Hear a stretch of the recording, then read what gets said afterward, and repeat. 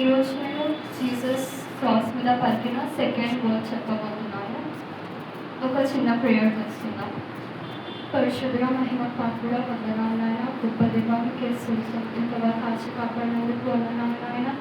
ఈరోజు నేను సెకండ్ మీద పలికిన రెండో మాట చెప్పబోతున్నా. మీరే తెలియని మీరు నేను ఏం చెప్పాలనుకుంటున్నారు అదే నా నోటు వచ్చేలాగా సహాయం చేసి మీ ఆత్మతో నింపమని ప్రార్థిస్తూ యేసుక్రీస్తు పరిశుద్ధ నామములో అడిగి వేడుకుంటున్నాను తండ్రి. Luke chapter 23 verse 43 Lord. And Jesus said to him, Assuredly I say to you, today you will be with me in paradise. అయితే దేవుడు ఏమంటున్నాడు, నేను నీతో నిశ్చయంగా చెప్పుచున్నాను, నీవు నాతో కూడా పరదేశంలో ఉన్నావు అని. అయితే నీవు నాతో కూడా పరదేశంలో ఉండువని నిశ్చయంగా నీతో చెప్పుచున్నానెను. సో ఈ వాక్యం నుంచి మనం చాలా నేర్చుకోవచ్చు. ఫస్ట్ ఈ మెయిన్ వాక్యం ఒక కాంటెక్స్ట్ ఏంటి అంటే, జీసస్ని ఎవరితో పాటు క్రూసిఫై చేస్తారు, పక్కన ఇద్దరు దొంగలు ఉన్నారు. మనకు తెలుసు జీసస్ ఏం సెన్ చేయలేదు, ఏం పాపం చేయకపోయినా కానీ జీసస్ మధ్యలో ఉన్నారు. రైట్ ఇంకా లెఫ్ట్ సైడ్ యాక్చువల్లీ తప్పు చేస్తున్న వాళ్ళు థీవ్స్ని కూడా జీసస్తో పాటు క్రూసిఫై చేస్తారు. ఇంకొకటి మనకి ఏం తెలుసు అంటే, క్రూసిఫికేషన్ సిలువ వేయడము first or most cruel punishment. So దాంతో మనం అర్థం చేసుకోవాల్సింది two thieves worst sin commit చేశారు అని.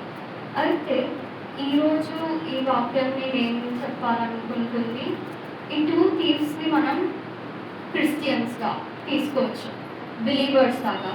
ఎందుకు అట్లా అంటే దానికి 3 రీజన్స్ ఉన్నాయి. ఫస్ట్ రీజన్ నేను చెప్పినట్టు వాళ్ళు ఉన్న సిచ్యువేషన్. ఫస్ట్ వాళ్ళు చాలా తప్పు చేశారు యాజ్ అ హ్యూమన్. మనం మనుషులు ఎంత సిన్ చేస్తామో వాళ్ళు కూడా అంతే సిన్ చేశారు. సెకండ్ థింగ్, ఇద్దరు సేమ్ పనిష్మెంట్. ఇంకా దే నో గాడ్ ఈక్వల్లీ. అయితే ఇక్కడ 3 థింగ్స్ మనం ఏం తెలుసుకోవాలి అంటే, ఫస్ట్ వాళ్ళకి టెస్టిమనీ అనేది తెలిసింది. వాళ్ళు క్రాస్ మీద ఉన్నా కానీ అక్కడ ఎంతోమంది పీపుల్ మాటలు వింటా ఉన్నారు. ఎంతోమంది దేవుడు ఎన్ని మిరాకిల్స్ చేశాడు ఈ వరల్డ్లో ఉండి, ఎంతమందిని హీల్ చేశాడు, ఎంతమంది రక్షించాడు అన్నది వాళ్ళిద్దరు ఈక్వల్లీ తెలుసుకున్నారు. ఒకటే దొంగ కాదు, ఇద్దరికి తెలుసు. సెకండ్ థింగ్, వాళ్ళకి గాస్పెల్ తెలుసు. ఇది verse 38లో, and an inscription was written over him in Greek, Latin and Hebrew, this is the king of Jews. అయితే ఇది మెయిన్ గాస్పెల్. క్రాస్ మీద వాళ్ళు చిన్న చెక్క మీద 3 డిఫరెంట్ లాంగ్వేజెస్లో, అక్కడ ఉన్న పీపుల్ 3 లాంగ్వేజెస్ వాళ్ళకి తెలుసు మోస్ట్లీ. సో అందరికి అర్థమయ్యేలాగా జీసస్ లాస్ట్ మినిట్ వరకు కూడా ఏం చెప్తా ఉంటే, నేను జూయిష్ కింగ్ని అని చెప్తా ఉంటే. సో పిలాతు ఏం చేపిస్తాడంటే అది ఆ వుడెన్ బోర్డ్ మీద రాపిస్తాడు. సో ఇది మెయిన్ గాస్పెల్. అక్కడనే మెయిన్ గాస్పెల్ ఉంది, నేను కింగ్ని, నేను దేవుడిని అని. సో ఇది సెకండ్ థింగ్, వాళ్ళు ఇద్దరు దొంగలు ఈక్వల్లీ చూశారు, ఎంతోమంది కూడా చూశారు. Third thing, fellowship with God. వాళ్ళకి దేవుడు ఎంత మిరాకిల్స్ చేశాడో తెలుసు, ఎలాంటి వాడో తెలుసు, దేవుడే కింగ్ అని కూడా తెలుసు. థర్డ్ థింగ్, జీసస్తో అక్కడ ఉన్నప్పుడు ఈ 7 వర్డ్స్లో చాలా మెయిన్ ఇంకా చాలా ఇన్ఫ్లుయెన్షియల్ వర్డ్ ఫర్గివ్నెస్. అయితే ఈ చాప్టర్లోనే ఎన్నో ఈ నెక్స్ట్ వర్స్లోనే ఉంటుంది జీసస్ ఫర్గివ్ చేస్తాడు పీపుల్ని అని. సో అన్నిసార్లు ఇంత కష్టం నుండి, ఇంత శ్రమ నుండి కూడా దేవుడు ఇంత ఫర్గివ్ చేస్తున్నాడు అన్నది వాళ్ళు చూస్తున్నారు. సో అది ఫెలోషిప్ విత్ గాడ్. దేవుడితో ఉన్నప్పుడు వాళ్ళు అది తెలుసుకున్నారు, ఇంత ఫర్గివ్ చేస్తున్నారా అని. So 2 different sinners, 2 different believers same వాక్యం వింటున్నారు, సేమ్ సిచ్యువేషన్లో ఉన్నారు, జీసస్ని ఈక్వల్గా తెలుసుకున్నారు. కానీ ఈ 2 పీపుల్లో ఎలాంటి డిఫరెన్స్ ఉందో ఈ నెక్స్ట్ వర్సెస్లో మనం చూద్దాము. అయితే వర్స్ 40, 41, 42లో చూస్తే ఈ 2 డిఫరెంట్ సిన్నర్స్ ఎలా ఉన్నారో మనకి తెలుస్తుంది. అయితే ఫస్ట్ మనము ఎవరైతే దేవుడిని మాక్ చేశారో వాళ్ళ ఆయన చూద్దాము. 39th verse ఇంకొక క్రిమినల్ దేవుడిని ఇన్సల్ట్ చేస్తున్నాడు. ఆయన ఏమంటున్నాడు, నువ్వు సేవ్ చేసుకో, ఇంకా నన్ను కూడా సేవ్ చేయి, ఎందుకంటే నువ్వు దేవుడివి కదా అని. అది ఒక టైప్ ఆఫ్ బిలీవర్.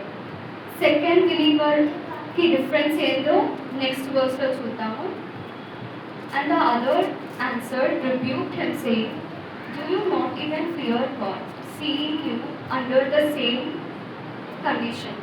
అయితే ఇక్కడ ఈ బిలీవర్లో ఉంది first thing understanding.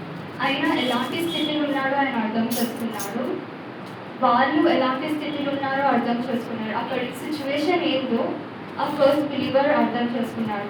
Second thing ఆయన ఏం అర్థం చేసుకున్నాడంటే ఆయన ఎంత పాపం చేసిందో దేవుడు అసలు సిన్నే చేయలేదు. అది రిపెంటెన్స్. మనం ఎంత సిన్ చేస్తామో, మనం ఎలాంటి పీపుల్లో దాన్ని అర్థం చేసుకోవడమే రిపెంటెన్స్. థర్డ్ థింగ్ 41 verse మనకైతే ఇది న్యాయమే, మనము చేసిన వాటికి తగిన ఫలము పొందుచున్నాము అని ఆయనతో ఈయన ఏ తప్పిదము చేయలేదని చెప్పాను. అంటే ఇక్కడ రిపెంటెన్స్ వస్తుంది, అర్థం చేసుకోవడం. ఆయన ఎలాంటి సిచ్యువేషన్, వాళ్ళిద్దరు సిన్నర్స్ ఎలాంటి వాళ్ళు, జీసస్ ఎలాంటి వాళ్ళు. తర్వాత ఆయన తెలుస్తుంది ఆయనకి నేను సిన్ చేశాను అని. ఇంకా 42 verse వచ్చేసరికి జీసస్తో అంటాడు, remember me when you come in to your Kingdom. ఇక్కడ కన్ఫెషన్ ఆఫ్ సిన్ వస్తుంది. నేను తప్పు చేశాను అని కన్ఫెషన్ ఉంది. దాంతోపాటు దేవుణ్ణి నిజమైన దేవునిగా, లార్డ్గా, ఒక రాజుగా యాక్సెప్ట్ చేశాడు. యాక్సెప్టెన్స్ ఉంది. దాని తర్వాత wishing to be with God for ever. ఆయనకు తెలీదు దేవుడు ఎక్కడ ఉంటాడు, జీసస్ ఎక్కడ వెళ్తాడో ఆయనకు తెలియకపోయినా కానీ wishing to be with him for ever. So 5 different points ఈ సెకండ్ బిలీవర్లో మనం చూస్తున్నాం. మనకు కూడా ఈరోజు 2 different types ఆఫ్ బిలీవర్స్ ఉన్నారు. మొన్న రీసెంట్లీ సమ్ కాన్వర్జేషన్లో అన్యులను మార్చడం కన్నా యాక్చువల్లీ క్రిస్టియన్స్కి చాలా వాక్యం తెలియదు. దేవుళ్ళలో ఉండి చర్చ్కి వెళ్తూ ఉండి కూడా వాళ్ళకి ఎంత దేవుళ్ళు ఉండాలో, దేవుడు ఏం చేసిందో తెలియదు. వాళ్ళు సిన్స్ యాక్సెప్ట్ చేయరు, వరల్డ్లీగా ఉన్నారు. సో ఏ దొంగ అయితే జీసస్ని ఇన్సల్ట్ చేస్తున్నాడో, నన్ను రక్షించు అంటే ఆయన ఏ మీనింగ్తో, ఏ అర్థంతో అంటున్నాడు? ఆయన సేవ్ అయితే మళ్ళా అగైన్ ఆ సిన్ని రిపీట్ చేయాలని. సో మనం ఎలాంటి క్రిస్టియన్స్ ఉన్నామో మనము దీని నుంచి తెలుసుకోవాలి. అది ఈ మెయిన్ వర్డ్ ఒక కన్ఫ్యూజన్. మనం ఫస్ట్ సిన్నర్ లాగా దేవుడిని కంటిన్యూస్గా అడుగుతూ ఉంది, లేకపోతే మళ్ళీ వరల్డ్లీ అయిపోతున్నామా, లేకపోతే సెకండ్ బిలీవర్ లాగా మన సిన్స్ని యాక్సెప్ట్ చేసి మనం దేవుడిగా యాక్సెప్ట్ చేసి జీసస్తో ఫరెవర్ ఉండాలి అని అనుకుంటున్నామా, మనము ఈ వాక్యం చూసి తెలుసుకోవాలి. సో ఈ వర్స్ మనకి 2 different బిలీవర్స్గా ఉంటుంది. సో అది మెయిన్ కన్ఫ్యూజన్. మనం ఎలాంటి క్రిస్టియన్స్ ఉండాలో తెలుసుకోవాలి. సో జీసస్ని యాక్సెప్ట్ చేసి జీసస్తో ఫరెవర్ ఉండే బిలీవర్గా మనము ఉండాలి. ప్రేయర్ చేసుకుందాం. పరిశుద్ధ మహిమ పాపడ వందనాలైనా నేను చెప్పిన వాక్యంలో మీరు తోడినందుకు వందనాలు, మీరు మాట్లాడుతున్నందుకు వందనాలు. మాకు మంచి అర్థం అయ్యేలాగా సహాయం చేసి ఎలాంటి క్రిస్టియన్స్గా మేము ఉండాలో మీరు మాకు తెలియజెప్పినందుకు వందనాలు చెల్లించుకుంటూ యేసుక్రీస్తు పరిశుద్ధ నామములో అడిగి వేడుకుంటున్నాను.